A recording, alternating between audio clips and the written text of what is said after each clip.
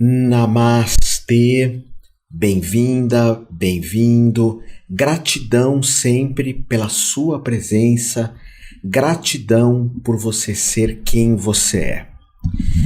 Hoje eu vou conversar com você sobre uma lição que tem relação com o corpo aberto, com o corpo fechado, que eu já tenho apontado nessa direção, mas que também tem relação com algumas diferenças de mediunidade kardecista, a mediunidade no candomblé, a canalização espiritual, a visão do catimbó, da umbanda, da medicina da floresta e também da ufologia, essa ufologia hoje que é esotérica, que é mediúnica. Então você vai entender como que tudo isso funciona, as bênçãos que podemos tirar de tudo isso e alguns pontos que devemos observar para por vezes não nos iludirmos, ok? Sempre lembrando que são ensinamentos que eu tive em escolas de ocultismo, com grandes mestres, aprendizados também e experiências pessoais, mas eu não sou dono da verdade. Então tudo que eu apontar aqui para ti é para tua reflexão e também toda regra tem as suas exceções. Pois bem, hoje eu estou falando aqui contigo e eu tenho aberto algumas redes sociais, algumas pessoas de redes sociais estão aqui comigo. Por quê?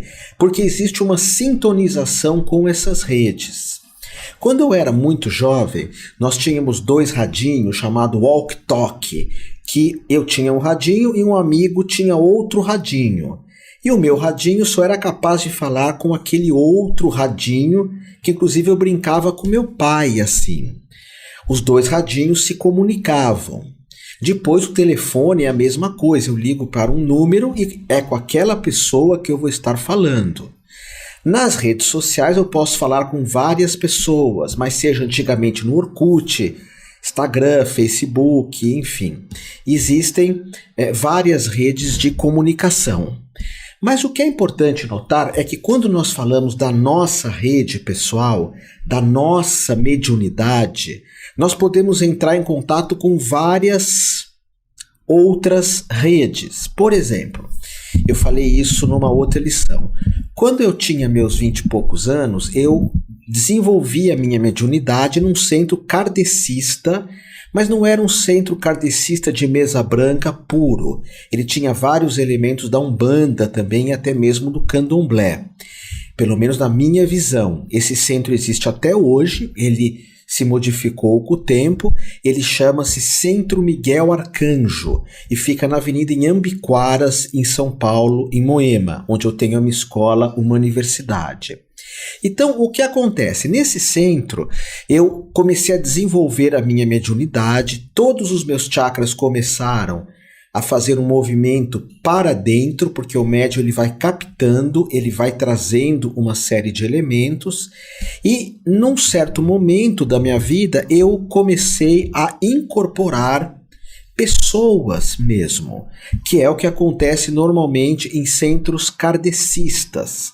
Você entra em contato com pessoas que já não têm o corpo físico, mas tem o corpo prânico, tem o duplo etérico e elas vão se comunicar com você. É isso que o Chico Xavier fazia de maneira incrível, porque o Chico Xavier tinha o corpo aberto.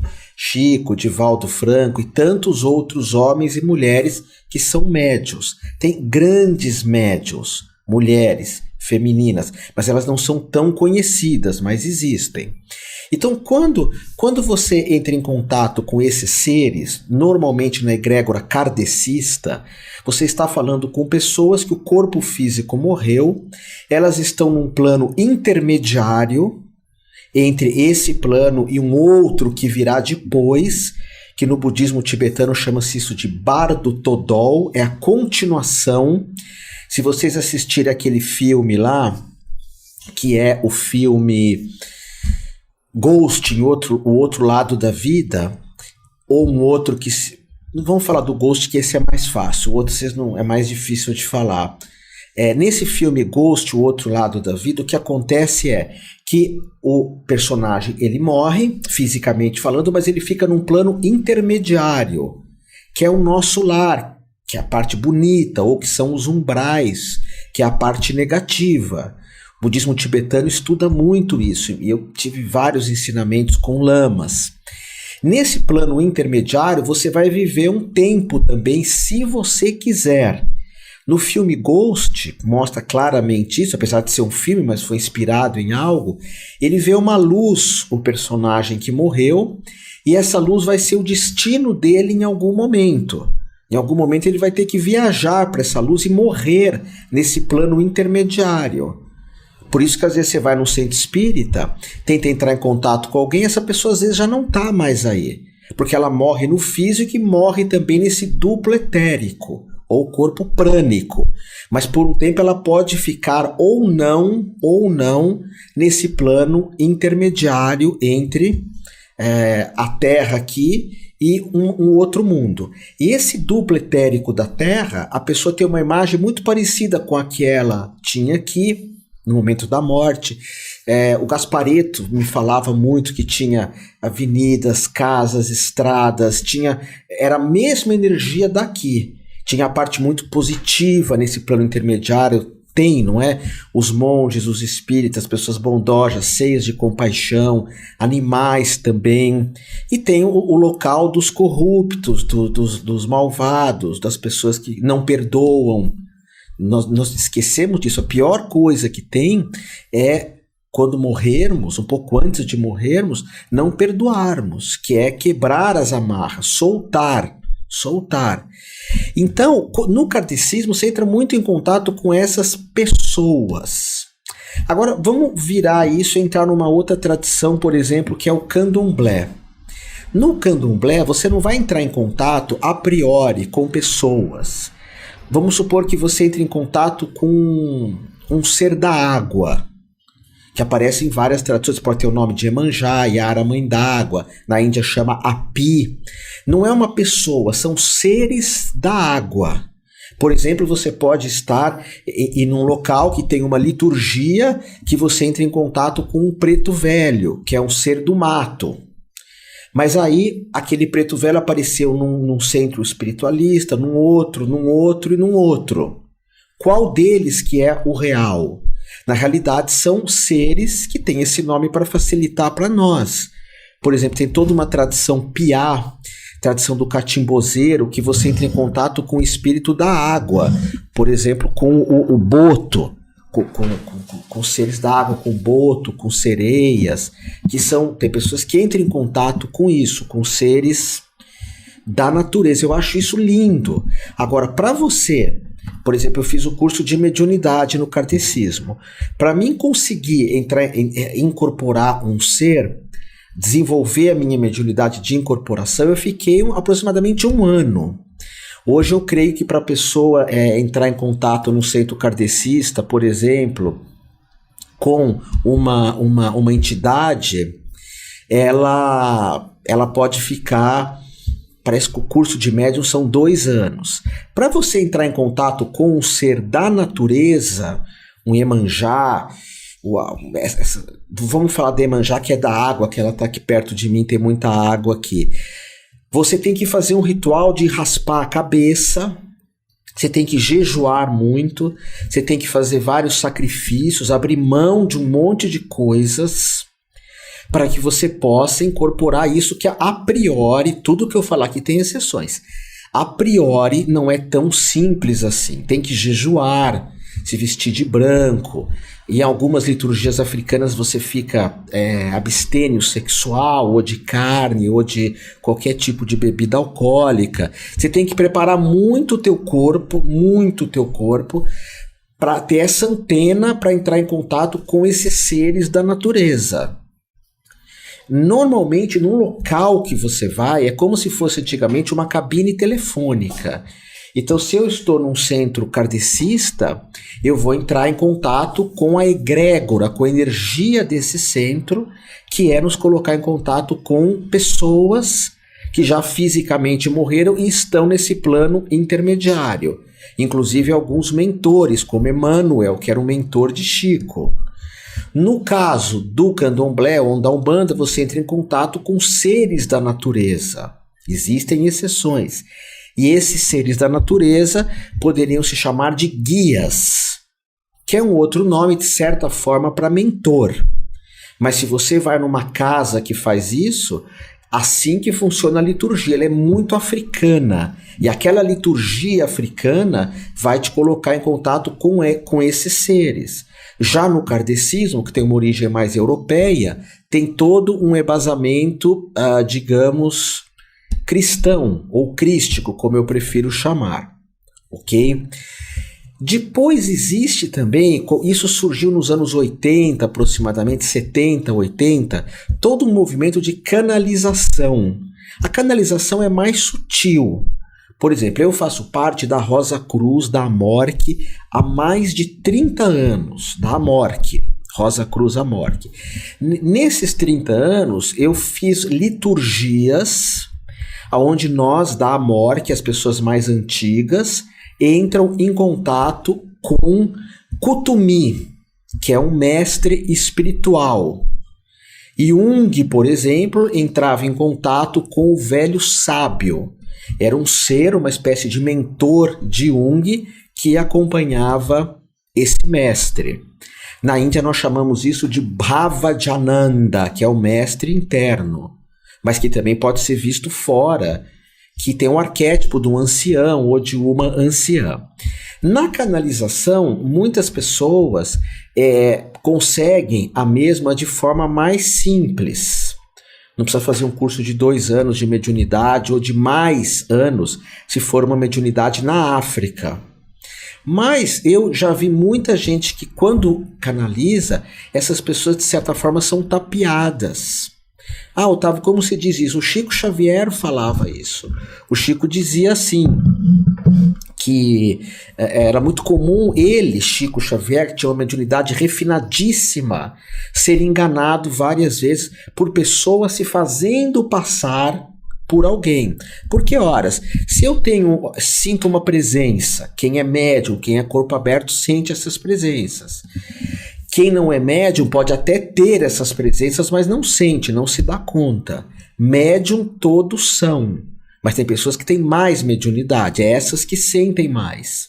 Algumas incorporam, algumas psicografam, algumas têm clarividência. Então, o Chico falava que, por exemplo, você sente uma presença, aí você sente que não é algo legal, aí você toma um banho de erva para tirar. Você sente que não é legal, você toma um passe para tirar. Você continua achando que não é legal, você faz uma desobsessão bem poderosa, uma apometria, por exemplo, que normalmente é feito em grupo, que é muito poderoso. Mas aí essa entidade que está na pessoa fala, eu sou Jesus Cristo. E você pode falar, mas Otávio está falando do que exatamente? Foi exatamente o que aconteceu uma vez comigo, sabe? Eu tinha uma amiga minha, a Vilma, e ela me apresentou uma menina que falava que canalizava Jesus. E naquela época eu escrevia para a revista Destino, eu tinha um nome muito conhecido nessa área de ocultismo, que a revista Destino era da editora Globo, era uma revista pequenininha, era muito forte. Eu fazia o horóscopo da revista Destino, por isso que hoje eu sei o quanto que fazer horóscopo, na minha opinião, não é legal, é o horoscopismo, que é generalizar todo mundo, colocar todo mundo no mesmo balaio, e não é olhar um mapa, mas eu fazia na época, era jovem, enfim, não tinha ainda esse discernimento. E eu fui conversar com essa menina que canalizava Cristo. Ela tinha um monte de seguidores, já pessoas que acreditavam nela, ela canalizava Cristo, seres de outros planetas, né, que seria a ufologia, que eu já vou falar já já. E eu cheguei para ela e comecei a conversar em aramaico. Não que eu saiba muito de aramaico, mas um pouquinho eu falo. Até porque o aramaico é uma língua pequena, bem pequenininha. Aí o que aconteceu? A menina se embananou inteira. Até porque quando você fala que canaliza Cristo, e isso não quer dizer que alguém não canalize, aí vai do teu julgamento, mas é interessante que quando Jesus falava, por exemplo, perguntaram para Jesus, o que se assemelha com o reino dos céus? E Jesus disse assim: o reino dos céus é igual uma semente de mostarda, a menor dentre todas as sementes, mas quando cai em terra fértil se torna a maior de todas as árvores e abrigo para todos os pássaros do céu. Ou seja, as palavras desse ser lindo que é Jesus são muito profundas. É de uma inteligência absurda, é de uma filosofia sofisticada que pouquíssimas pessoas alcançam. Você pega as parábolas de Jesus, há uma profundidade ímpar. E quando alguém fala que canaliza Jesus e vem com palavras bobinhas, coisas assim para consolar, vocês sabem que eu tive um mestre, aqui a Carol Menezes, a Carol tá aqui comigo, né? Quanta gente, a Karina, a Vivi, a Marta. Eu tive um mestre que era o Satya Prem, que é um amigo meu, que é um iluminado gaúcho, iluminado brasileiro, pouca gente conhece. Ele falava assim para mim: você prefere Osho ou Chico Xavier? Inclusive tem uma foto do Osho aqui atrás hoje. Você prefere Osho ou Chico Xavier? Porque os dois são maravilhosos, mas o Chico, ele vai te consolar, ele vai te proteger, ele vai cuidar de você. Tem muitas pessoas espíritas que falam até nas redes sociais que sempre vêm com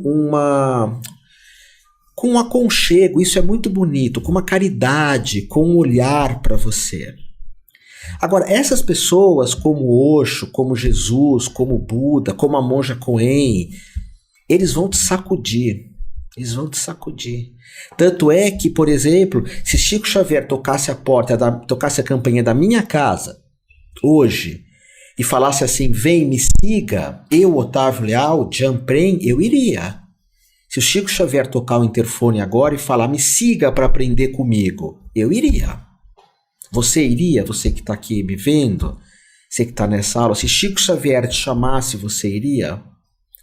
Agora, se Jesus tocasse o interfone aqui do meu apartamento e falar: vem, siga-me, eu não iria. Porque ele falava assim: larga tudo e me segue, tudo. Posso levar o celular? Não. Posso levar o CPF? Não. Posso levar minha companheira, a Ananda? Não. Não tem família. Você vai virar um apóstolo, um discípulo. Larga tudo e me segue. O convite desses mestres é muito radical. É muito, muito, muito radical. Eu tive com a monja Coen, um dia ela falou para mim: Otávio, raspa a careca, abandona a tua escola, a uma universidade e me segue, fica comigo. Você vai ser um monge zen budista. Eu ponderei e falei: não é o meu caminho. Ou quando você vira um monge beneditino, ou um monge Hare Krishna, ou vai para a Índia, abre mão de tudo e fica atrás de um mestre. Esse tipo de ensinamento é muito forte.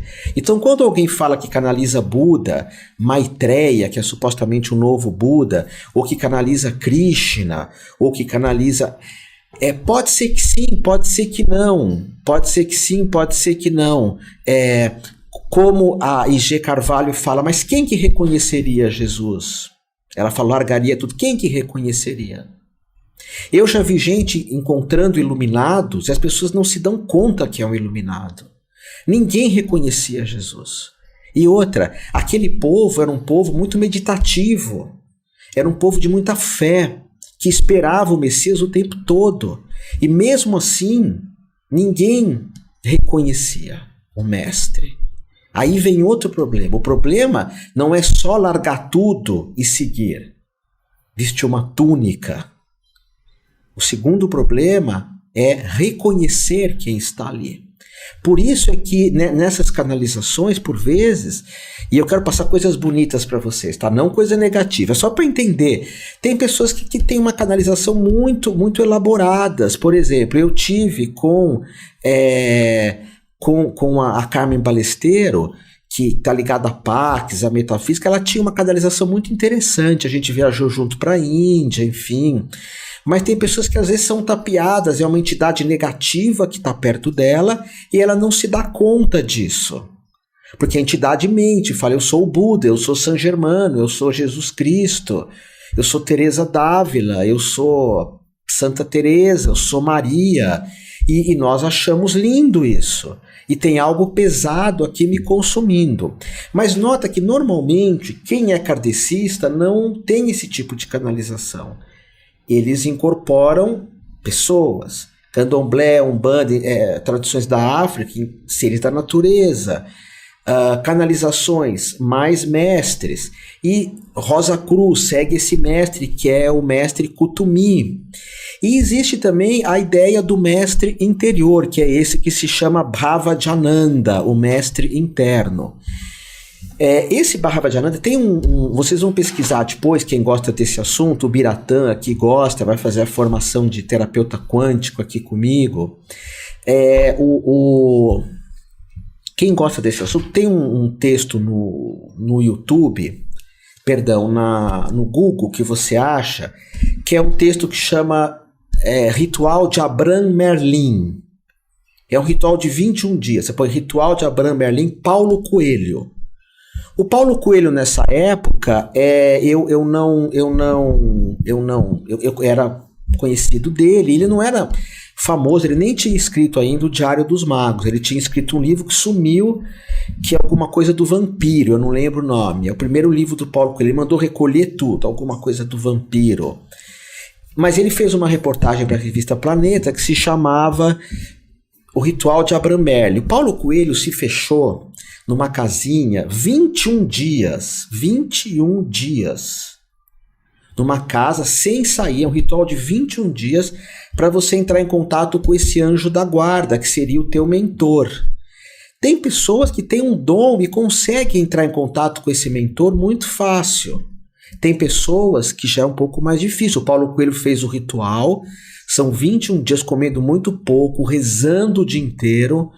Esse é um ritual bem elaborado, ele seguiu, ele não criou esse ritual. Ritual de Abraham Merlin.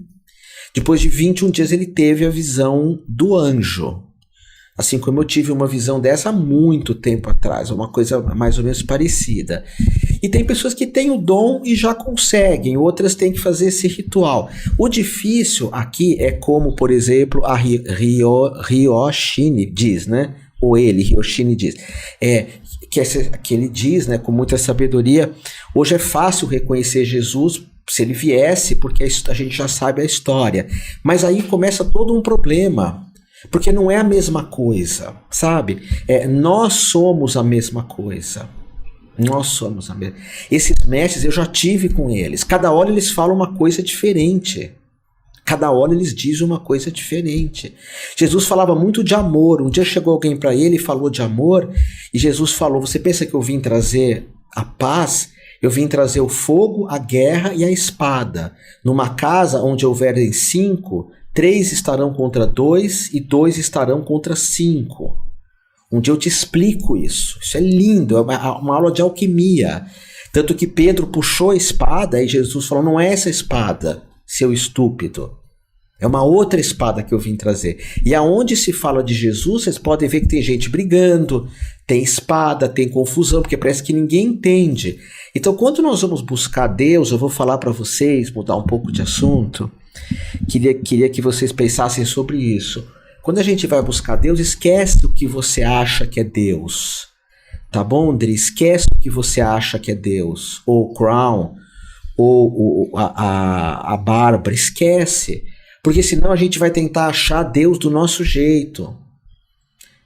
Eu acho que Deus é um cara barbudo, então eu vou começar a procurar um cara barbudo como meu mestre interno. E nós ocidentais, a gente adora mestres, forome, que tem barba e fala bonitinho, fala de Deus e de amor. A gente adora mestre que fala de amor. Na Índia, nenhum mestre fala de amor, eles sacodem a gente, eles chamam a gente apegado, de materialista, de inseguro. Jesus falava para os apóstolos mais próximos, homens de pouca fé. Então, quando a gente vai com uma história, eu vou procurar o meu mestre interno, mas eu já imagino que ele é uma coisa.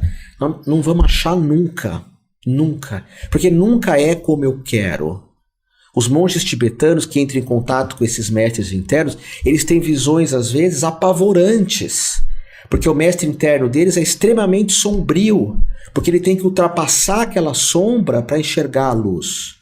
No ritual do Abraham Merlin, o Alexandre está aqui, Garzeri, o Alexandre entende muito mais que eu disso. Ele é um professor de Wicca da uma universidade, vai dar até uma formação em Wicca agora essa semana. Ele é o grão-mestre maçom, grão-mestre da Wicca. Eu estou falando, Alexandre, do ritual de Abraham Merlin, que o Paulo Coelho fez. No Facebook, se você puder, põe esse link do ritual, se você achar, porque na Planeta fala dia a dia o que o Paulo Coelho faz para ter essa visão. Agora, isso que é interessante, tem pessoas que entram em contato com esse mestre facilmente. É interessante isso, né? Com esse mestre interno. E outros precisam de toda uma liturgia. Mas o que eu vou falar para vocês é, por favor, não tentem imaginar que ele é de um jeito. É por isso que as pessoas nunca veem Deus. Tem um ditado que fala assim: Deus estava aqui, eu não sabia. Às vezes o divino está o tempo inteiro do nosso lado, mas eu imagino que seja outra coisa. Esse é um dos maiores ensinamentos que eu posso passar para ti hoje, ok? Então, voltando. Hoje existem também muitas pessoas que são médios, isso surgiu nos anos 80, que começaram a entrar em contato com seres mortos, fisicamente falando, de outros planetas. O próprio Laércio Fonseca, que é um amigo de longa data, fala muito sobre isso. Tem uma série de pessoas que entram em contato com ETs. Eu já gravei um vídeo, tá no YouTube, que é a minha experiência com esses seres, seres de outros planetas, que eu fiz longas liturgias para entrar em contato com esses seres, longas liturgias mesmo, com grandes mestres físicos, até o momento que eu tive o contato, eu falo isso no YouTube. E era um contato meio mediúnico também. Mas eu, como era um guri muito chato, muito teimoso nessas coisas espirituais, eu sempre quis ir muito para valer, eu fiz questão de ter um contato de terceiro grau. Eu queria ver de perto aquilo. Eu tinha mediunidade, foi no momento que eu fiz o kardecismo, tinha essa percepção, mas eu quis ter um contato físico mesmo, que eu tive lá em Ilhabela. Lá em Ilhabela, não sei se vocês conhecem que Ilhabela é um centro enorme de ufologia, é aqui perto, né? Eu estou no Guarujá, um centro enorme, e lá em Ilhabela eles têm toda uma tradição de avistamento, de contato de primeiro, segundo e terceiro grau, né? E de quarto grau existe também, que é você entrar em contato com ou dentro de uma nave mesmo, ok? Então, agora tudo isso tem relação com essa mediunidade que eu falei com você já. Só quem tem mais contato com essas coisas tem corpo, são pessoas que têm corpo aberto, que veem muita coisa, que sentem. Tem pessoas que não têm o corpo aberto, não têm essa mediunidade, mas pode ter toda essa energia perto dela, pode ser seres boníssimos. Por exemplo, eu sigo uma linha que é o Zen Budismo, hoje é o que eu mais pratico, é o Zen, e no Zen Budismo nós não damos importância para experiências.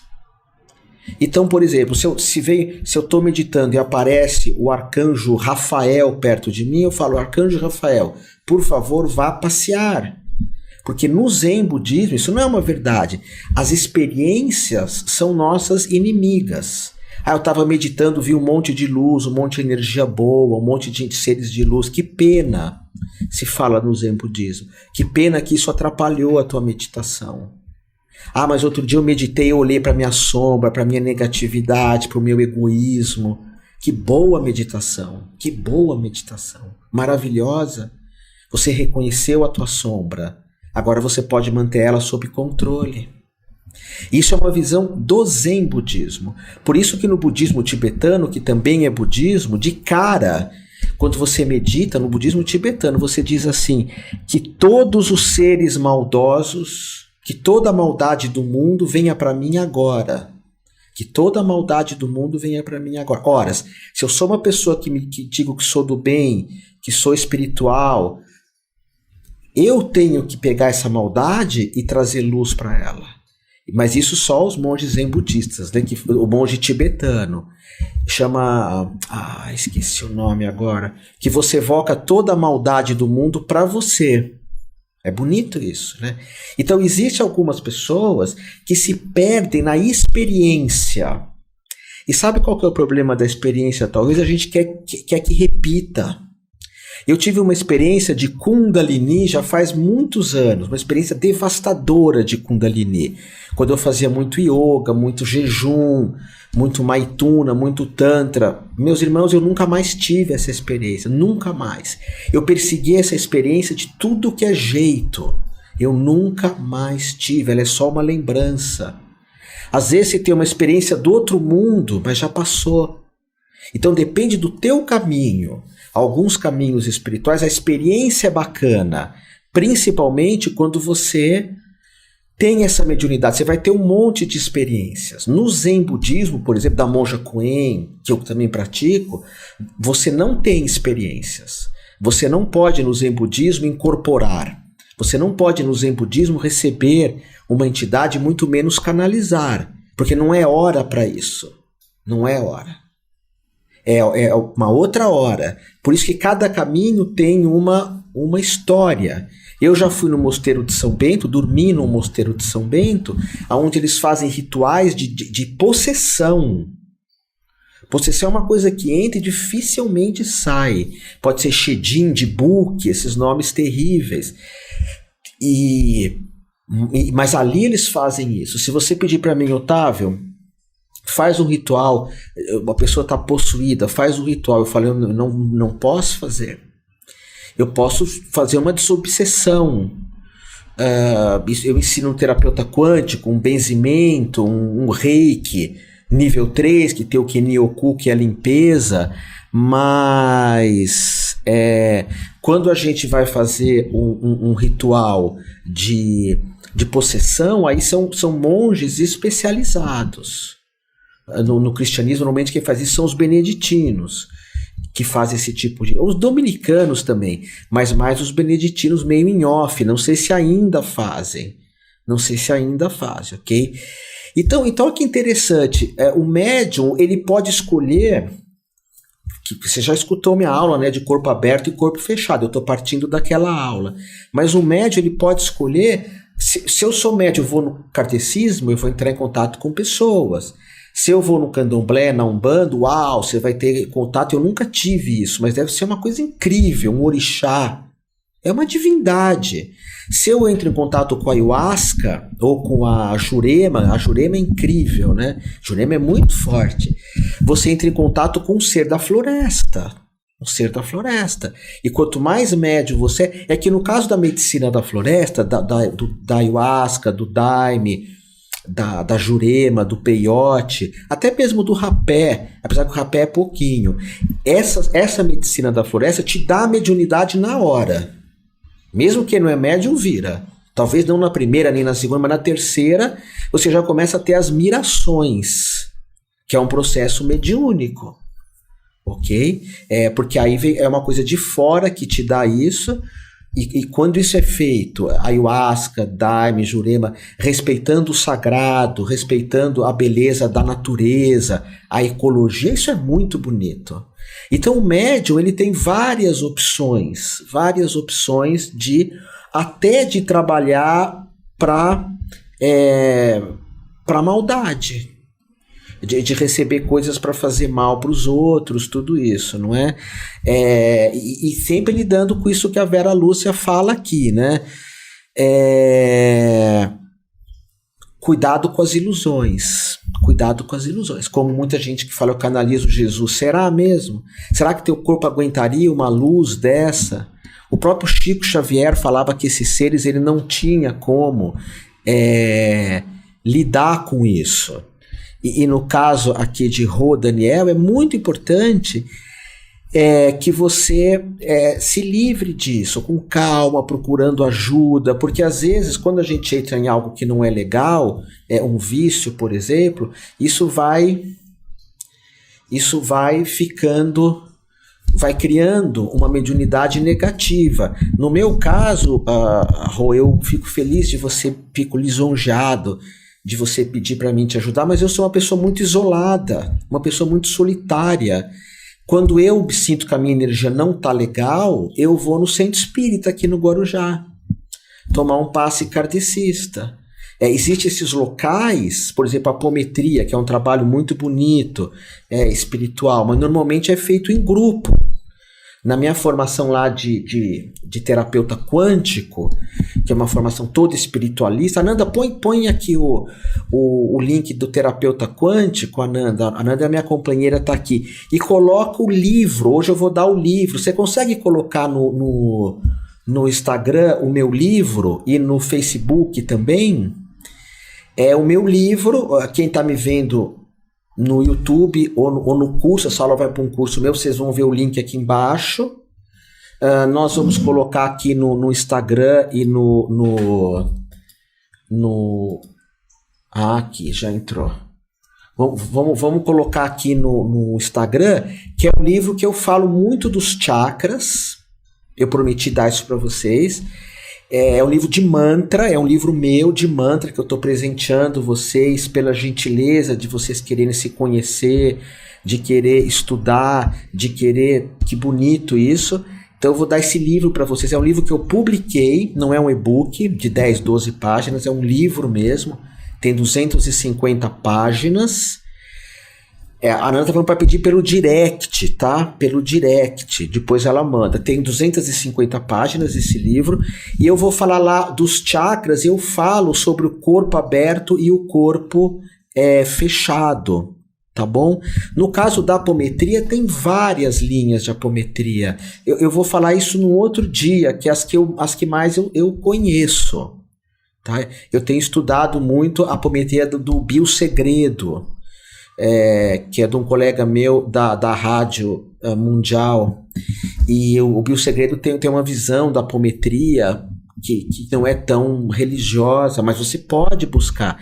O importante é vocês buscarem o seu caminho, e perceber isso, né, que o médium ele tem 1000 formas. O médium entra na natureza, eu falei isso na aula de corpo aberto e fechado. O médium, você é muito médium, vai morar no mato, vai morar na praia. Você chega perto da praia, você sente aquilo, é uma coisa incrível. Uau! Uma coisa incrível. Você vai no meio do mato, você sente o mato tomando conta de você. Sente o mato, ok?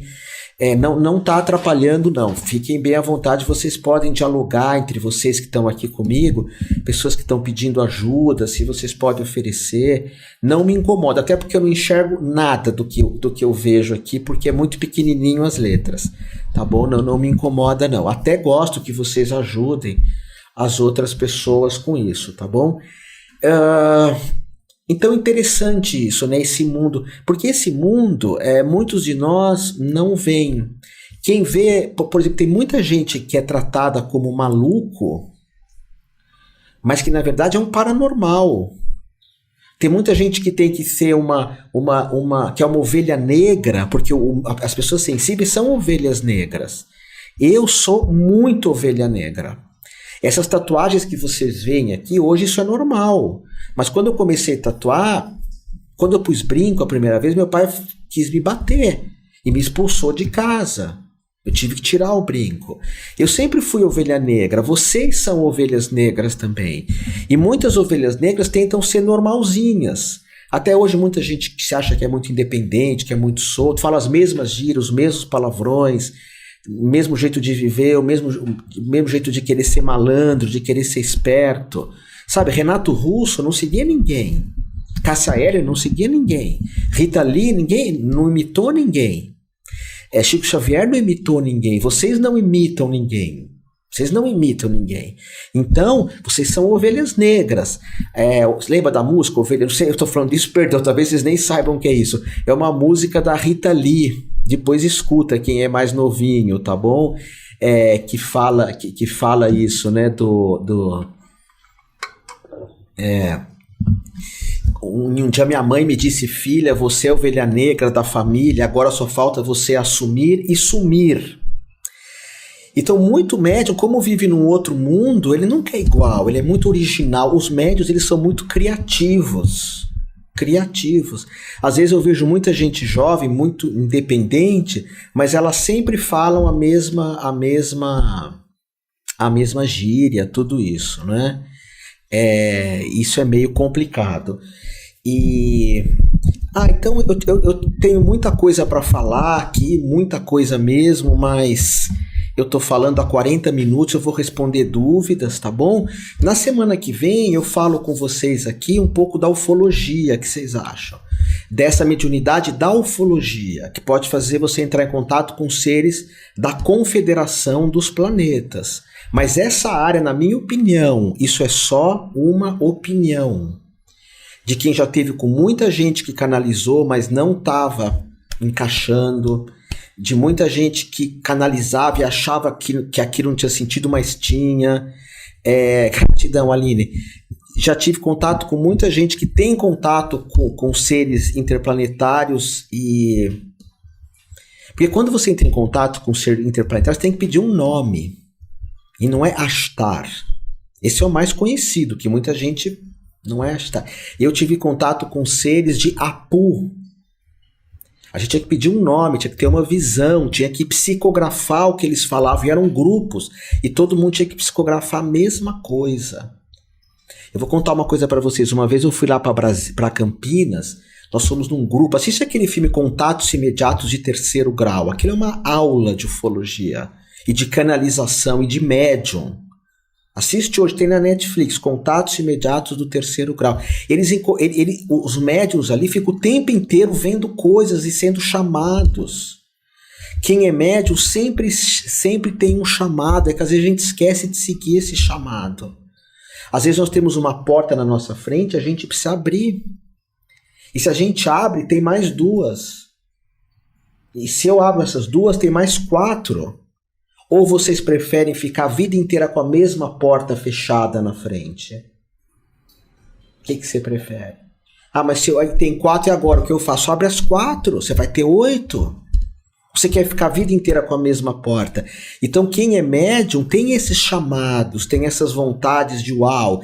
E aí me chamaram lá em Campinas com uma turma, que era a turma do Jovino Paes, do Davi, pra gente ver uma nave, sei lá, era 11h30 da noite, o exemplo, a nave apareceu exatamente essa hora. Então é uma coisa física. E outra, a gente se achava maioral. Tivemos um aviso de ver essas naves, tudo. Aí chegava no dia, tinha outros grupos. Agora, Otávio, você é especial por ser assim? Não me sinto especial. E essa questão da ufologia eu abandonei completamente. Não é o meu caminho, não é o meu dharma. Não é o meu dharma. E essa questão das portas, eu gosto muito de falar sobre elas, né? Porque nesse momento do corona, como que a gente vê, né, o mundo hoje? Que a crise do corona já está um pouquinho para trás, o pico dela, se não voltar, não é?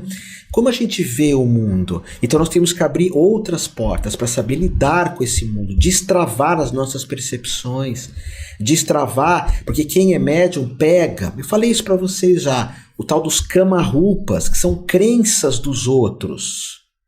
O que eu conheço de pessoas que pegam a crença dos outros... Você não passou por essa experiência, são crenças. Por isso que vocês devem reparar que eu cito muito as pessoas, cito a Coen, cito o Osho, porque tem coisas que eles fizeram que eu não passei por isso. Então às vezes eu falo assim, eu sei disso, você não sabe, é uma crença. É uma ilusão que vira desilusão. E hoje, com a crise do corona, a violência mundial, a violência política, tem muitas crenças no ar. E é como um sotaque, daqui a pouco você está falando, mas não é você falando, você pegou o sotaque de alguém, pegou uma crença de alguém. Isso em religiões é uma espécie de uma lavagem cerebral, não é? Alguém pega alguma coisa do outro. Vocês sabem que eu tenho um curso, quando começou essa crise do corona, eu bolei um curso, vocês vão gostar disso, que chama Faça Dar Certo. Que é para lidar com questões financeiras, para ultrapassar o pensamento negativo, para destravar a espiritualidade. Faça dar certo. Porque a pessoa que mais me ensinou a lidar com o mundo material foi o Gasparetto. Então eu peguei o que eu ensinei com ele, eu estou estudando com o Roberto Chiniachik, estou fazendo uma mentoria, vou fazer 9 meses de mentoria com o Roberto Chiniachik. Então ele tem me ensinado muita coisa do mundo material, que eu não sei nada. Então eu fiz esse curso Faça Dar Certo. Aí o que eu fiz nesse curso? Eu abri, é um curso que, sei lá, custa R$800, é o que vale. Mas eu falei assim, vocês estão aí, vocês podem fazer isso também. Você paga quanto você quiser no curso. Lá tem um link, quero pagar R$30 por mês. Quero pagar R$20 por mês. Quero pagar R$100 por mês. Ou eu quero mandar falar com a Nanda, companheira do Otávio, e não quero pagar nada, porque eu não tenho nem o que comer, não tenho nem como beber água. Então eu não vou pagar nada e vou fazer esse curso. Otávio vai me dar? Sim, eu dou o curso. Ou você paga o quanto você quiser. O mínimo é 200, acho, mas são 10 de R$20. Mesma coisa eu fiz com o mapa astrológico. Agora eu estou voltando com isso que me pediram. Pediram mesmo, não é propaganda mentirosa. Você pede um mapa astrológico, ganha o outro. Pede um mapa, ganha outro. Então um mapa astrológico meu que é grande, que é muito para valer, vai ficar para você R$15 em 12 vezes. Só que tem que pedir 2, que aí você ganha um. Então, o que eu estou falando? Tem pessoas que quando surge o corona, aumenta o preço das coisas. Tem pessoa, a Diana na minha escola, quando começou a crise, ela pegou todos os boletos e tirou. Falou, o aluno que quer continuar estudando com a gente não precisa pagar nada. Depois paga, depois quando? Quando ele puder. Mas vai assinar um papel, um promissório? É lógico que não. Então isso é destravar. Eu aprendi muito com o Roberto Chiniachiki. Se vocês podem destravar também, ler a realidade do que está acontecendo. Vocês que gostam desses assuntos aqui, vocês são tudo médiums. Então vocês têm uma capacidade de ler a realidade, não como as pessoas estão fazendo. As pessoas aumentam o preço do arroz, aumentam o preço da gasolina, aumentam o preço do aluguel. Não. Nós temos que ler a realidade de uma outra forma. Por isso é que se diz muita gente depois do corona vai se melhorar como pessoa. Sim, e outras vão se piorar muito. Antes de responder a pergunta para vocês, deixa eu só falar uma coisa que eu acho importante. Quando surge a crise do corona, desculpa se quem já ouviu eu falar isso, tá? Eu resolvi me melhorar 20% como ser humano. Então eu comecei a andar 20% a mais, porque eu ando bastante. Eu andava 5 km, hoje eu ando 7. Eu comecei a treinar mais karatê, que eu treino desde os 15 anos, karatê e kung fu. Eu comecei a dormir 20% melhor, dormir mais cedo e tentar afastar meus gatos de mim. Me tornar um ser humano melhor, 20% mais calmo. Declarar o amor à minha companheira, que é a Nanda, 20% mais. Gravar mais vídeos, 20% mais. Você pode tomar essa decisão hoje de melhorar 20%. Não queira ser perfeito, nem mudanças radicais, 20%. Se exercitar mais. Eu diminuí 20% do carboidrato. Diminuir 20% de coisas que têm açúcar, porque açúcar mesmo eu não como, doce assim eu não gosto. Meu negócio é mais fritura e massa. Então você faz um projeto de 20% e tira algumas coisas da tua vida. E você pode fazer mais meditação também. Quem tem mediunidade tem que meditar bastante para refinar a sua mediunidade. Quanto mais refinada é a sua mediunidade, eu falei isso até esses dias, a melhor coisa para você estar com o corpo astral legal, na minha opinião, isso não serve para todo mundo, é você fazer oração de São Francisco. Todo dia, uma vez. Senhor, fazei de mim instrumento da vossa paz. Onde haja guerra, que eu leve amor. Onde haja ódio, que eu leve perdão. Isso daqui tira tudo que é perversidade da nossa aura. Tudo é um exagero, né? De um modo geral. É uma oração muito poderosa, porque São Francisco ele teve uma possessão angelical. Assiste aquele filme Estigmata, que a mulher tem uma possessão. Ela começa a ficar com os estigmas de Jesus. São Francisco sangrava pelas mãos, sangrava pela terra. Ele foi possuído por um anjo. Não é ver um anjo ou sentir a presença como alguns irmãos aqui sentem. Ele foi possuído por um anjo. Ele começou a escrever numa língua que é chamada de língua angelical, que aparece nos talismãs do Papi, do Eliphas Levi. Então isso é incrível, incrível. Eu fico até arrepiado, possuído por um anjo. A Igreja Católica só fala que 2 pessoas foram possuídas por anjos. São Francisco e São Domingos de Gusmão, que não vem ao caso aqui. Mas você pegar uma oração que um anjo escreveu, uau! tá bom? Pessoal, que legal! Então eu vou fechar aqui e vou responder todas as perguntas que vocês fizerem aí para mim, tá bom?